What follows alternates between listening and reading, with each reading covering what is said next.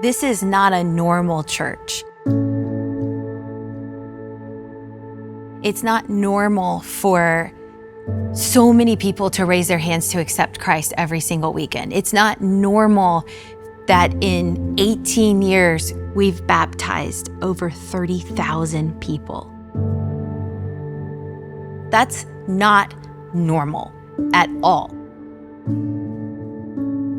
So to be able to be a part of a church where God is moving and people are excited, it's so special. And I think it's really important to know that from the very beginning, when we were dreaming about Elevation Church, baptisms were always a part of that.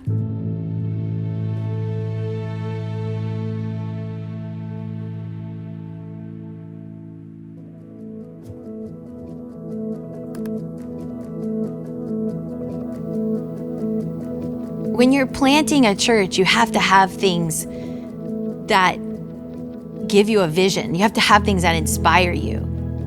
And I remember Stephen had come across this video, and there was just person after person being baptized in this lake. It was a mass baptism, thousands of people being baptized. We're watching on my office, on my little laptop. And I was just bawling, crying, and thinking, oh my gosh, if we could have a ministry like this, where we were baptizing that many people, that would be incredible. And we're all just amazed at what God could do through another ministry. And we sat there and said, Lord, could you ever do something like that through us?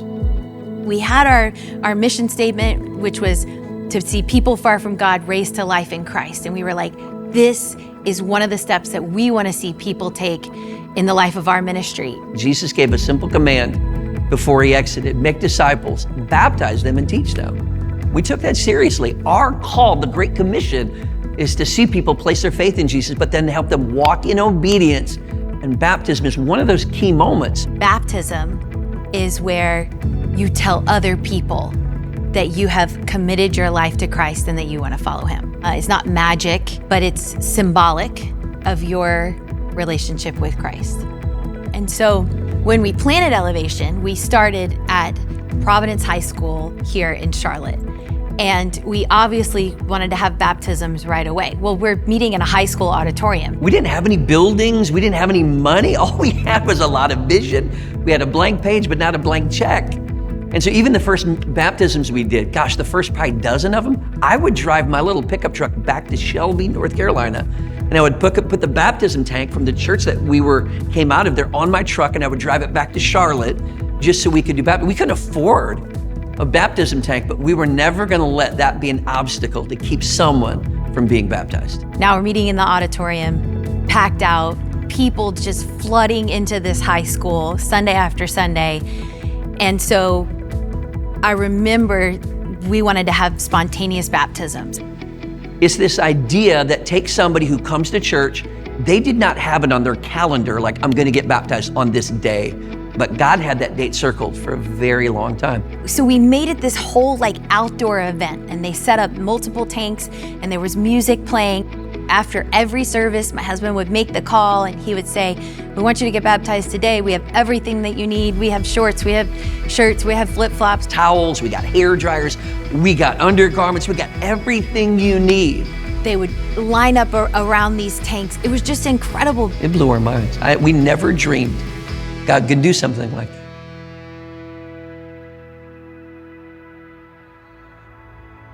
Fast forward a couple of years, felt like every weekend there just weren't enough seats. More and more people are finding Christ, and somewhere along the lines, a newspaper reporter from Charlotte starts to do a series of stories on our family, on our church. That was an incredibly painful season. So about 6 months into these stories, they ran one saying that we were staging our baptisms. And I will never forget my husband looking at me and saying, oh, no, they're not going to attack what God has done in the lives of the people of this church. It's different territory when you start picking on people who made a decision to be baptized for Jesus Christ. He basically said, what God has done in this church and in the lives of these people is real and it's true, and nobody is going to attack that. And he said, So tonight we're gonna have a special baptism service at Elevation Church. and he looks into the camera and he says, if you want to get baptized tonight, we're gonna baptize people in the same we're going to be fire. right here. It was just exhilarating to watch the people pack into this building, drive from all over the city, and come and get baptized. And I remember I was right there at the front watching person after person come through this tank. And all of a sudden I see these guys come in with big 5-gallon paint buckets of water because we'd baptized so many people that the water was splashing out that they needed to refill the tanks. And I remember taking a picture and posting it on my Instagram and saying, refill, because the tank couldn't even hold enough water for how many people were coming to be baptized. That moment was special to me for so many reasons, because first of all, it goes back to that video that we had been so inspired by. And it was like, oh, this is happening. People's lives are being changed in our church. It was a really special moment for me of God just whispering to my spirit, they can attack all they want. I am still moving. I feel like it's become a part of the DNA of our church is baptisms, but baptisms anywhere. I see that there's actually such a message in the idea that the tank is mobile. I've seen us baptize people in New York City on rooftops. I've seen us baptize people in backyard swimming pools. We baptized in the lobbies, in the auditoriums, in the parking lot. We baptized in the middle of the basketball arena. Middle schools, high schools, we baptized people in prisons. We even baptized people in the hospital. When they couldn't get to us, we took a cup of water to them and we poured it over their head. We've never been a church that let a limitation tell us what we could and couldn't do. It was in October 2018. We had watch parties that were happening, and we said, what would it look like to drive a baptism tank to someone's house? But there's this moment on the broadcast, and I think it's Colleen, and she goes, for the very first time, we're broadcasting live a baptism from one of our watch parties. It was just like, this is it. Every time I see someone getting baptized, that's somebody's person.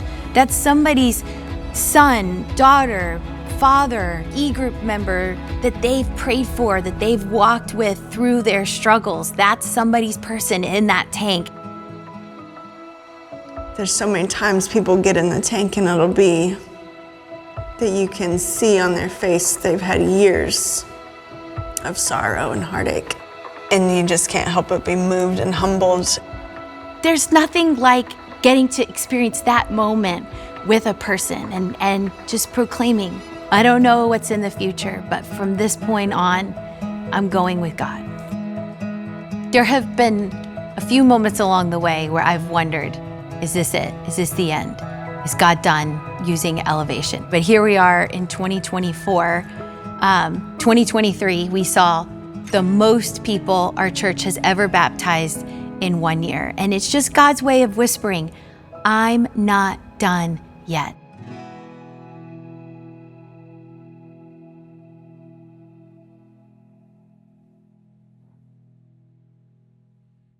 Hey everybody, thank you so much for watching Elevation Plus. We consider you part of our eFam, which is our online family. That's right, so make sure you are liking, subscribing, sharing Elevation Plus, and come back here so you can find out more about great stories, great creative elements, and also join us every week for Coffee Fam. That's right.